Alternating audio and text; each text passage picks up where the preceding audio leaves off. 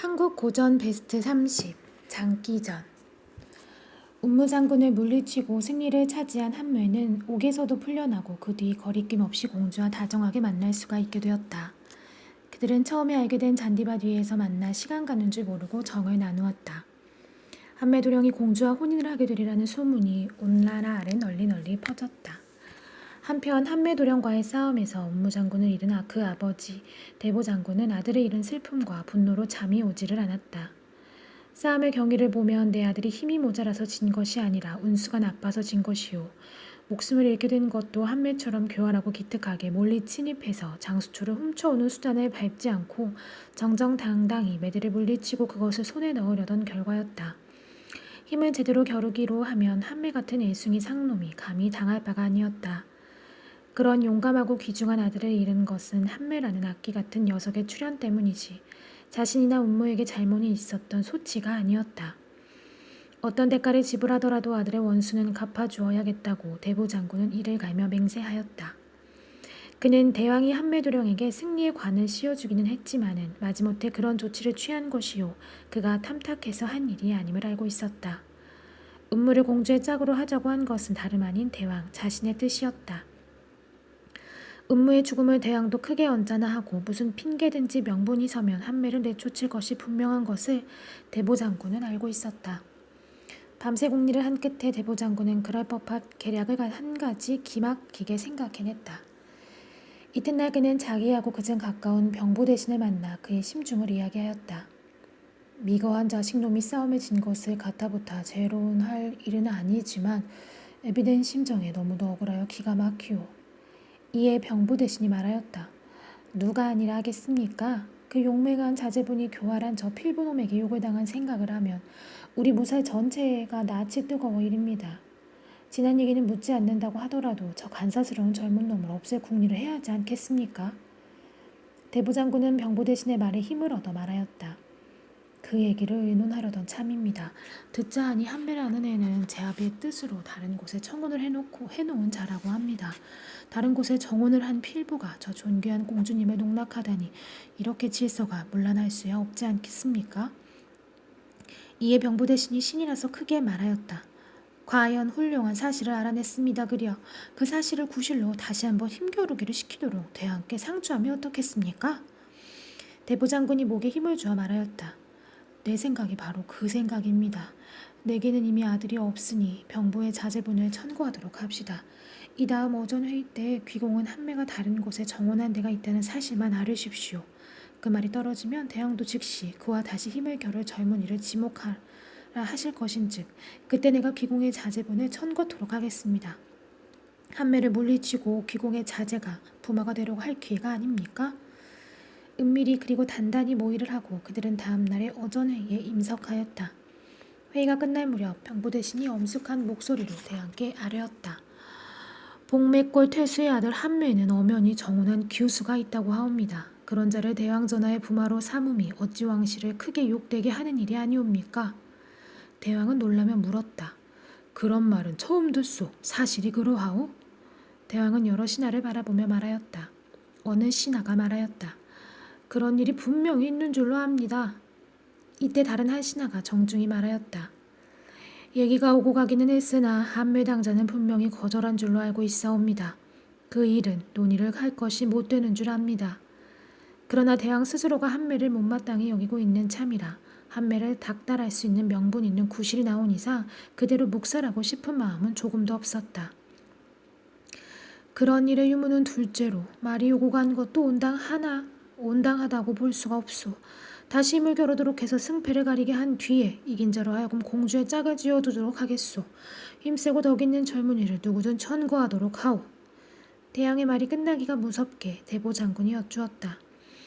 여쭙기 황송하오나 병부대신의 아드님이 용기로 보나 지혜로 보나 인망으로 보나 이 나라 젊은이의 으뜸이 되리라고 여겨집니다. 어이로 살피어 주소서. 임금은 여러 신하들을 두루 바라보며 말하였다. 대신들의 의견은 어떠하오? 그 중에 한 신하가 대왕께 조용히 여쭈었다. 병부대신의 아드님이면 과연 모든 면에서 출중하옵니다. 병부대신의 아들이 운무 장군을 지지하는 만큼 힘이 세고 동작이 날쌔다는 소리는 그 누구도 반대할 수가 없었다. 모두 입을 모아 병부대신의 아들 큰내 장군과 한매도령을 마주대전케 하는데 의견을 모았다. 싸움하는 상대는 대신들의 뜻이 같으니 그리하도록 하려니와 어떤 방법으로 싸움을 하도록 하는 것이 좋겠소? 대왕이 물었다. 맨 처음 문무장군의 경우와 같이 두 젊은이로 하여금 하늘에서 맞붙게 다투게 하는 것이 어떨까 생각하고 있사옵니다. 한 신하가 의견을 제시하자 내부 대신이 점잖고 공손히 해명하며 말하기 시작했다. 우리 국법에는 한 번 치룬 싸움은 그 당자에게 되풀이하게 하는 일이 없도록 되어 있사옵니다. 이번에는 다른 방도로 싸우게 함이 마땅한 줄로 아옵니다. 누구에도 반대의 말을 하지 않았다. 내부 대신의 말이 옳기도 했고 그렇지 않더라도 무슨 새 종목을 내세우는 것이 다시 또 싸움을 하게 하는 행사에 맞기도 하기 때문이었다. 소신에게 한 가지 방법이 있사옵니다. 큰내 장군의 아버지 병부 대신이 말하였다. 이외에 대왕이 물었다. 어서 좋은 방법을 말해보도록 하시오. 병부 대신은 차분히 목소리를 가라앉히고 여쭈었다. 지금 우리 결에는 산에 있는 힘센 짐승들에게 시달림을 받기도 하지만 속세에 사는 인간에게도 또한 그에 못지않는 괴로움을 당하고 있사옵니다. 우리들의 조상이 그들을 위해서 이런 넓고 아름다운 산속을 버리고 그들의 집안에 들어가 닭이라고 이름까지 고쳐서 알을 낳아주고 하고 있는 터이온데 인간은 고마움을 표해주기는커녕 한층 더 우리들을 해치려고만 하옵니다. 그러나 워낙 몸집이 크고 꾀가 있으니 우리들이 그들을 마주 응징하거나 보복을 가할 길은 없사옵니다. 그런데다가 그들은 활이라는 무서운 무기를 만들어 우리들이 그 근처에 있기만 하면 화살로 쏘아 목숨을 앗아가고는 하옵니다. 그런데 돌아오는 추석날 인간들은 또 활을 메고 우리들을 사냥하러 출동하기로 되었다고 하옵니다. 저들이 사냥을 올라올 때 큰내 장군과 한매를 내세워 두 젊은이의 힘과 꾀를 겨루어 보게 할 겸 사람들의 행패를 막는 길도 찾아보게 함이 어떨까 마음이 듭니다. 말을 다 듣고 난 대왕은 다시 물었다. 그런 방법만 있으면야 희한하지 않겠소? 무슨 방도로 그런 성과를 거두겠소? 사람들이 사냥을 올라오는 길목에 두 젊은이를 미리 가 있게 하옵니다. 다람쥐 한 마리 놓치지 않고 사차스치 뒤지고 활을 쏘게 하며 올라오는 그들의 공격을 어떻게 하든지 모면해보라는 고러 하는 일이옵니다. 불행히도 둘이 다 죽게 되는 위험과 염려가 있기는 하지만 만일에 살아남기만 하게 되면 공주마마에 짝이 되는 것은 오히려 당연한 일이오. 그 힘과 꾀를 우리 결애가 전부 배우도록 한다면 우리 결의 구원의 영웅으로 받들 수도 있는 일이라고 여겨집니다. 대왕은 이 말을 듣고 기뻐하며 말하였다. 과연 훌륭한 의견이요. 이번에 싸움의 계기로 우리 결애가 인간들에게 조금이라도 해를 덜 당할 수만 있다면 그것은 당사자들의 문제뿐 아니라 결애를 위해서라도 죽음을 무릅쓰고 실천토록 해볼 만한 일이요.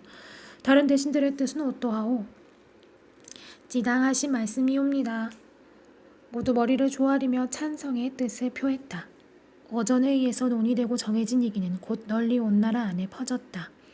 추석날 인간의 두목과 그 무리가 활을 메고 산으로 올라오게 되면 두 젊은이가 상중턱 가까이에 미리 대기하고 있다가 무슨 수를 쓰든지 그들이 통과한 뒤에 살아서 되돌아오기로 하는 일이었다. 폭우가 내리자 백성들이 이번에는 깜짝 놀랐다.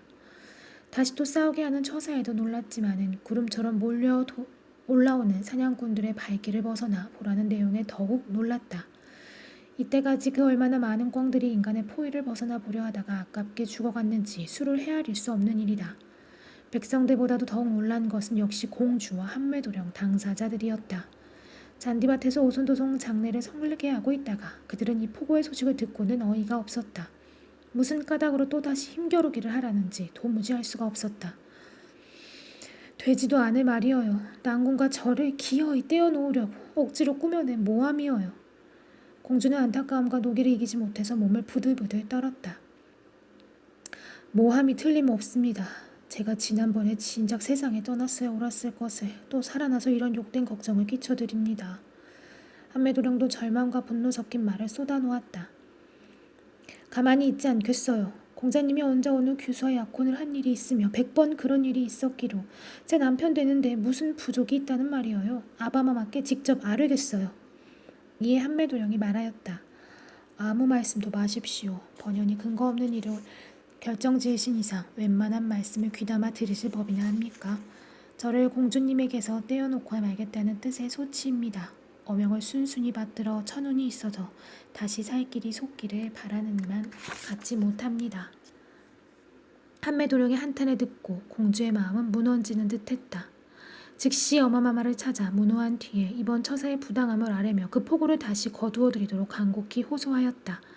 딸의 간청을 듣고 왕후는 다시 또 대왕을 만나 뜻을 전하기는 했으나 왕비의 힘으로써 굽어질 대왕의 심사도 아니었고 일단 널리 선포한 포고를 지금 뒤집어 놓을 수도 없는 딱한 일이었다.